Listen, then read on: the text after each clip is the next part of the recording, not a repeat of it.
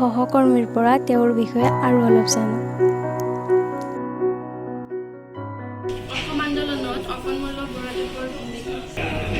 অকণ মল্ল বৰুৱা সেই সময়ত নতুনকৈ প্ৰতিষ্ঠা হোৱা অসম জাতীয়তাবাদী দলৰ নলবাৰী জিলাৰ সম্পাদক আছিল আৰু কৈলাশ মল্ল বৰুৱা, জয়ন্ত মল্ল বৰুৱাৰ দেউতাক কৈলাশ মল্ল বৰুৱা আছিল সভাপতি আৰু তেওঁ ষ্টেট কমিটিৰ কাৰ্যনিৰ্বাহকৰ সদস্য আছিল জাতীয়তাবাদী দলৰ। এই জাতীয়তাবাদী দল, পূৰ্বাঞ্চলীয় লোক পৰিষদ, এই দুটা জাতীয়তাবাদী দল আৰু সাহিত্য সভাদি লগ লাগি নলবাৰীত জিলা গণসংগ্ৰাম প্ৰতিষ্ঠা হৈছিল আৰু এই গণসংগ্ৰাম পৰিষদৰ অকণ মল্ল বৰুৱা অন্যতম আহ্বায়ক আছিল আৰু আমিবোৰ ছাত্ৰ সন্থাৰ তৰফৰ পৰা আমি নেতৃত্ব দিছিলোঁ। অকণ মল্ল বৰুৱা আৰু আমি ছাত্ৰ সন্থা, আমি সদস্যসকলে যৌথভাৱে নেতৃত্ব দি এই নলবাৰীৰ গোটেই সংগ্ৰামটো আমি পৰিচালনা কৰিছিলোঁ। অকণ মল্ল বৰুৱা পুলিচে এবাৰ নহয় কেইবাবাৰো জেললৈ নি নিক্ষেপ কৰাৰ লগতে অচি এজনে তেওঁক থানাত গ্ৰেপ্তাৰ কৰি লৈ গোটেই ৰাতি এনেকুৱা নিৰ্যাতন কৰিছিল, এনেকুৱা ধৰণে তেওঁক শাৰীৰিক অত্যাচাৰ কৰিছিল যে অসমৰ আন্দোলনকাৰীসকলক অত্যাচাৰ কৰা যিটো মাত্ৰা একেবাৰে শেষ বিন্দুলৈ এনেকুৱা অত্যাচাৰ বোধহয় বেলেগক কৰা নাই। এনেকুৱা ধৰণে তেওঁ অত্যাচাৰ কৰিছিল যাৰ ফলত অকণ দা বহুদিনলৈকে ৰোগীয়া হৈ আছিল আৰু এই আন্দোলনত বহুত নিৰ্যাতনৰ সন্মুখীন হৈছে। গতিকে অকণ দাৰ এইবিলাক ত্যাগ আজি আমি শ্ৰদ্ধাৰে কৰোঁ। এই সময়ত যদি আজিৰ নিচিনা মুভি কেমেৰা, ইলেক্ট্ৰনিক মিডিয়া থাকিলহেঁতেন তেতিয়াহ'লে এই ঘটনাটো বোধহয় পৃথিৱীত এটা ৰমহৰ্ষক এটা ঘটনা দৃশ্য বুলি হয়। আমি কাৰ্ফিউ ব্ৰেক কৰি গৈছোঁ, কাৰ্ফিউ দিছে গৈছোঁ, আমি এনেকুৱা খঙত গৈছোঁ। আমাৰ আগত আৰ্মি চব গোটেই চাৰ্ভিচ আৰ্মি, আমাৰ মুখৰ এই আমাৰ শৰীৰৰ ভাষা বিৰুদ্ধে তেওঁলোকে আমাক একো কৰিব পৰা পাইছে। এইকেইটাৰ লগত লাগা মানে উলিয়াব লাগিব নহয় ঘটনা। আমাৰ ইমান খং স্পণ্টেনিয়াছ, আমি মৰিম দৰকাৰ হ'লে এনেকুৱা ভাৱত আমি গৈছোঁ। অকণটা আগত অকণটা কৈছে তোমালোকক মাৰিব লগা হ'লে মোক আকৌ এইটো মাৰিব লাগিব। অকণটা সেই কথা অকণটা মই জীৱনত পাহৰিব লাগিব। অকণ তাৰপিছত আমি থানা যাই সোমাই যেতিয়া গ'লোঁ, কাৰ্ফিউ চলি আছে এইফালে। তুমি চিন্তা কৰা, ৰাতিপুৱা 4:45 মানত তুমি সোমাইছোঁ। থানাত সোমাই গৈছোঁ, যাই বোলে এই কাৰ্ফিউ আমি নামানো, আমাৰ এই আমি দৰকাৰ হ'লে আমি গোটেই ঘেৰাও কৰি দিম, গোটেই নলবাৰীত যিমান ঘটনা আজি কৰি দিছে আপোনালোকে তাৰে আমি ফাইট কৰিম আপোনালোকৰ লগত। আমি ইম'চনেল হৈ গৈছোঁ ঘটনা। অকণটা একদম মেইন তেতিয়া চন্দ্ৰকান্তই চিঞৰিছে, মই চাৰ্টটো মই চিৰি পেলালোঁ খঙতে। মদনতো খং এনেই খং, সি চিয়াৰটাৰ আনি পেলাই আঁচুৰি দিলে তাতে একদম অচিত, বুজিছা। তেতিয়া গুলি অৰ্ডাৰ হৈ গ'ল, বুজিছা নাই, তেতিয়া গুলি অৰ্ডাৰ হৈ গ'ল। সেই আৰ্মিবোৰে আমাক দস্তমত আমাক মানে এটেম্প কৰি আহিলে। অকণটা কিন্তু আগত, চবৰে আগত, বুজিছা নাই। আমি কিন্তু আমাৰ সিদিনাখন মৃত্যু হোৱা নাই। তেতিয়া অকণটাই চিঞৰিছে, তেতিয়া বোলে এই মানুহকেইটাক যদি মাৰিব লাগে, মোৰ এই ভাইসকলক আগতে মোক মাৰা। এই দৃশ্যটো মই সদায় জীৱনত মই এই কথাটো কোনো জীৱনত মই নাপাওঁ, মৰাত মই নাপাওঁ। অকণটাকে এই হৈছে অসম বৰুৱা। ভাষা আন্দোলনৰ সময়ত অকণ মল্ল বৰুৱা সেই সময়ত নলবাৰী মহকুমা ছাত্ৰ সন্থা আছিল আৰু এই মহকুমা ছাত্ৰ সন্থাই ভাষা আন্দোলনত গুৰি ধৰিছিল নলবাৰী পৌৰসভাৰ তেখেত আমাৰ চৰকাৰ গঠন হৈছিল 85। নলবাৰীত অকণ মল্ল বৰুৱা সভাপতি হিচাপে আৰু হেমন্ত বৰ্মনক সভাপতি হিচাপে এখন 12জনীয়া তেনেকুৱা ধৰণৰ 12টা ৱাৰ্ড কমিশ্যনাৰে গঠিত এখন বোৰ্ড কৰি দিছিল।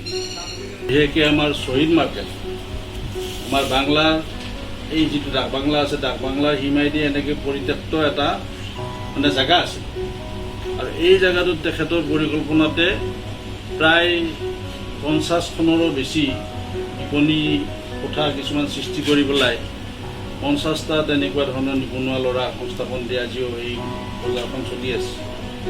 এইটো শ্বহীদ গংগাভট্ট নামত গংগাভট্ট পথ বুলি নামাকৰণ কৰি এইখন শ্বহীদ মাৰ্কেট, শ্বহীদ বজাৰ হিচাপে আজিও এই বজাৰ আছে।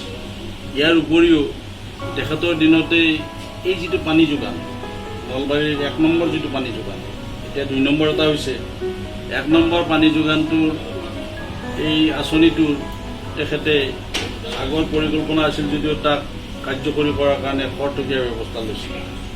নলবাৰীৰ বিভিন্ন ৱাৰ্ডৰ যিবিলাক ৰাস্তা ঘাট অৱস্থা নাছিল, এই ৰাস্তা ঘাটবিলাক তেখেতে বনাবলৈ চেষ্টা কৰিছিল আৰু প্ৰত্যেকটা ৱাৰ্ডত এটাকৈ পকী ৰাস্তা তেওঁ বনাব পাৰিছিল। আৰু তেওঁৰ গোটেই পৰিকল্পনাতে নলবাৰী পৌৰসভাই এটা নতুন ধৰণৰ এটা নতুন সাজেৰে এটা নতুন সাজ সলাইছিল। আগৰ যিটো পৰম্পৰাগতভাৱে আগৰ পুৰণা ধৰণত থকা নলবাৰী পৌৰসভাৰ যিটো ৰূপ, এই ৰূপ সম্পূৰ্ণ পৰিৱৰ্তন হৈছিল। আৰু তেওঁৰ দিনতে বহুত কেইজন নিবনুৱা ল'ৰাক, আন্দোলনকাৰী নিবনুৱা ল'ৰাক তাত সংস্থাপন দি নতুন ধৰণে এই অফিচটো চলাবলৈ চেষ্টা কৰিছিল আৰু পৰৱৰ্তী সময়ত ই সুন্দৰভাৱে আজিও চলি আছে। এই ল'ৰাবিলাকে সুন্দৰ চাকৰি কৰি আছে। তেখেত পৰৱৰ্তী সময়ত কণমল্ল বৰুৱা আমাৰ বাগিচা শস্য নিগমৰ চেয়াৰমেন হিচাপে নিযুক্ত হৈছে আৰু কণমল্ল বৰুৱাই BA ছেকেণ্ড ইয়াৰত বেষ্ট এক্টৰ হৈছিল নলবাৰী কলেজৰ।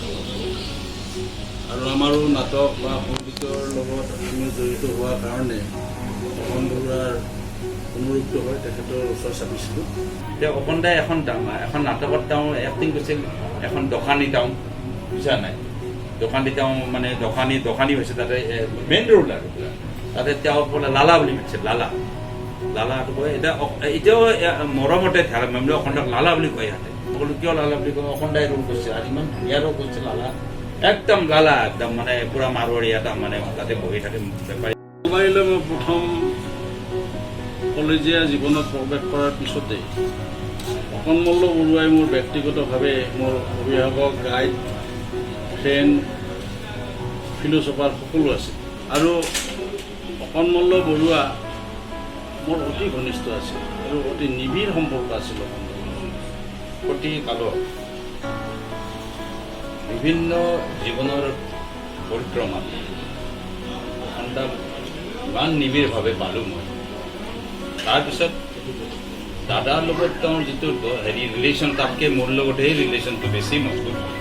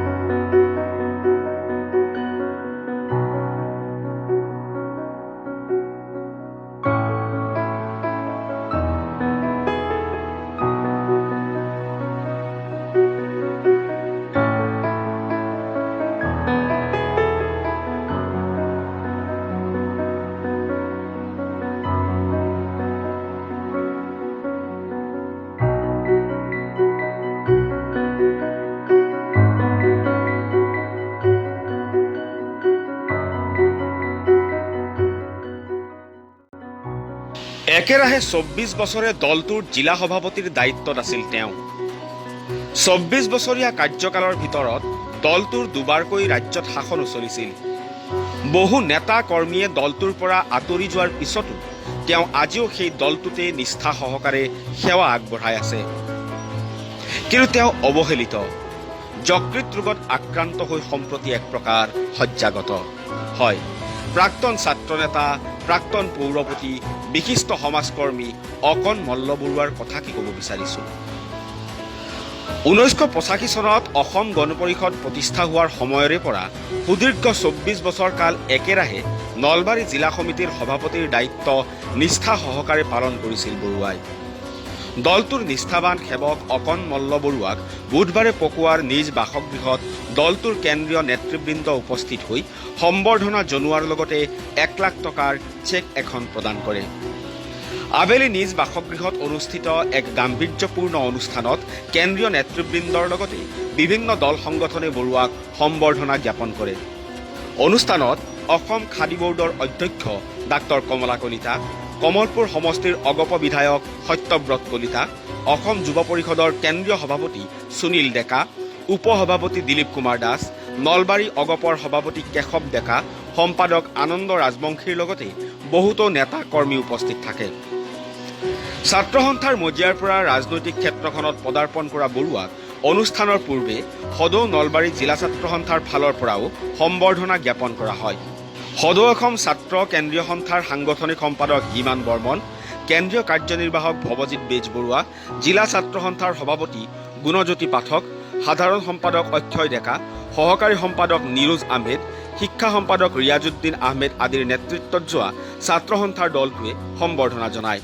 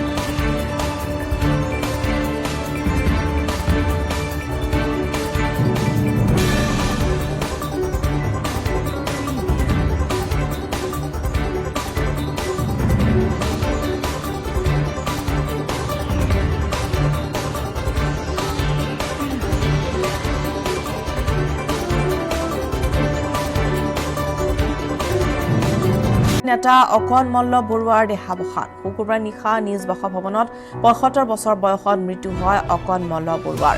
অগপৰ নলবাৰী জিলা সমিতিৰ জন্ম লগ্নৰ পৰাই দীৰ্ঘদিন সভাপতি আছিল অকণ মল্ল বৰুৱা। নলবাৰী পৌৰসভাৰ পৌৰপতিও আছিল অগপ নেতাগৰাকী। বিশিষ্ট আঞ্চলিকতাবাদী নেতাগৰাকী দীৰ্ঘদিনে ৰোগাগ্ৰস্ত হৈ আছিল। অকণ মল্ল বৰুৱাৰ মৃত্যুত প্ৰাক্তন মুখ্যমন্ত্ৰী প্ৰফুল্ল কুমাৰ মহন্ত, অগপৰ সভাপতি অতুল বৰা, অগপ নেতা দিলীপ দাস আৰু নলবাৰী জিলা ছাত্ৰ সন্থাৰে শোক প্ৰকাশ কৰিছে।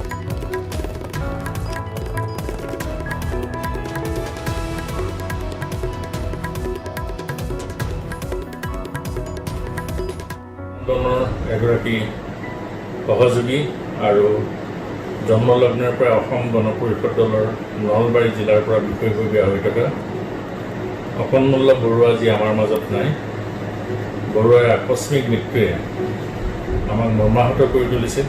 তেওঁ বহুদিন অসুস্থতা হৈ আছিল, অসুস্থতাত ভুগি আছিলে আৰু তেওঁক আমি খবৰ ল'বলৈ গৈছিলোঁ, কিন্তু ইমান সোনকালে আমাৰ মাজৰ পৰা বিদায় ল'ব বুলি আমি অনুভৱ কৰা নাছিলোঁ বা ভবা নাছিলোঁ। আজি তেখেতৰ মৃত্যুৰ বাতৰিয়ে আমাক মৰ্মাহত কৰিছে। স্বৰ্গগত আত্মাৰ সদ্গতি কামনা কৰিছোঁ আৰু শোকসন্তপ্ত পৰিয়ালবৰ্গলৈ আমি সমবেদনা জ্ঞাপন কৰিছোঁ। আঞ্চলিকতাবাদৰ ধ্বজাবাহক অসম গণ পৰিষদৰ জ্যেষ্ঠ নেতা অকণ মল্ল বৰুৱাৰ যোৱা নিশা নলবাৰীৰ নিজা বাসগৃহত দেহাৱসান। মৃত্যুৰ সময়ত নলবাৰীৰ প্ৰাক্তন পৌৰপতিজনৰ বয়স আছিল ৭৫ বছৰ। অসম গণ পৰিষদ নলবাৰী সমিতিৰ জন্ম লগ্নৰে পৰা দীৰ্ঘদিন ধৰি সভাপতি আছিল অকণ মল্ল বৰুৱা। জ্যেষ্ঠ নেতাগৰাকীৰ মৃত্যুত ৩দিনীয়া শোক ঘোষণা কৰিছে অগপই আৰু বাতিল কৰিছে সকলো কাৰ্যসূচী। আজি পুৱাই প্ৰয়াত বৰুৱাৰ বাসগৃহত উপস্থিত হয় অগপৰ জ্যেষ্ঠ নেতা মন্ত্ৰী ফণীভূষণ চৌধুৰী। অসংখ্য গুণমুগ্ধ প্ৰয়াত বৰুৱাৰ প্ৰতি শেষ শ্ৰদ্ধা জ্ঞাপন কৰে।